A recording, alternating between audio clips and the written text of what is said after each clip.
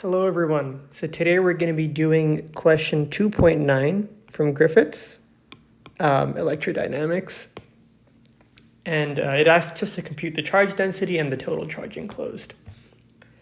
So yeah, the first part is calculating the charge density. And we have to use this E field. So the first thing to notice is that this field is only dependent in the r hat direction. So what that means is basically we only consider the r component. Now, this is a vector field, which means there are E phi and E theta components, but these components are actually just zero because it's an r hat here. So what that means for us is that when we take the gradient, we can ignore the phi and theta terms. So again, they want us to find the charge density. So that's rho over epsilon naught is equal to the gradient of E. And this is just the Gauss's law in differential format.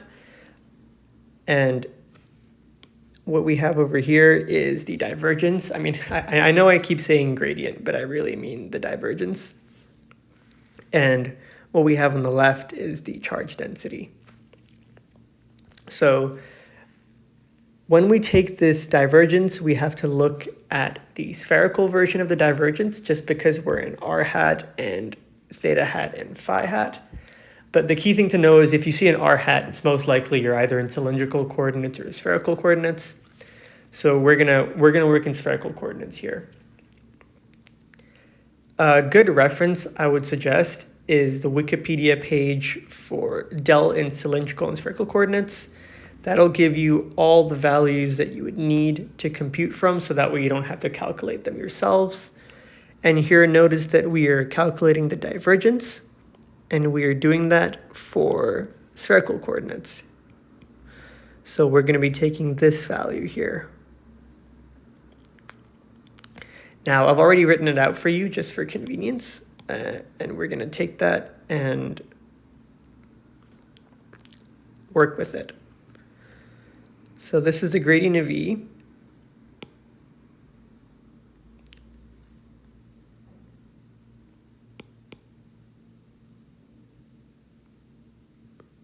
Okay, I'm just going to leave this here.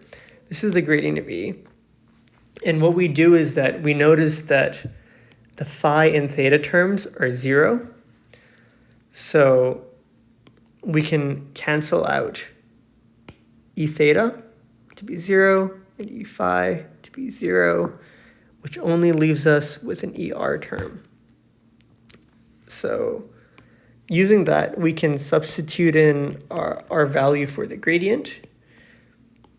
So what we get is rho over epsilon naught is equal to 1 over r squared times the r derivative of r squared ER. And that's exactly equal to the value we have here that we're given. So again, we're taking the r derivative of r squared k r cubed r hat. And I believe the gradient is in the r hat direction. So what happens now is we have rho over epsilon naught. And again, just taking this derivative now, we have 1 over r squared divided by r times r to the 5 times k. So again, the 5 comes down and we get 5r to the 4.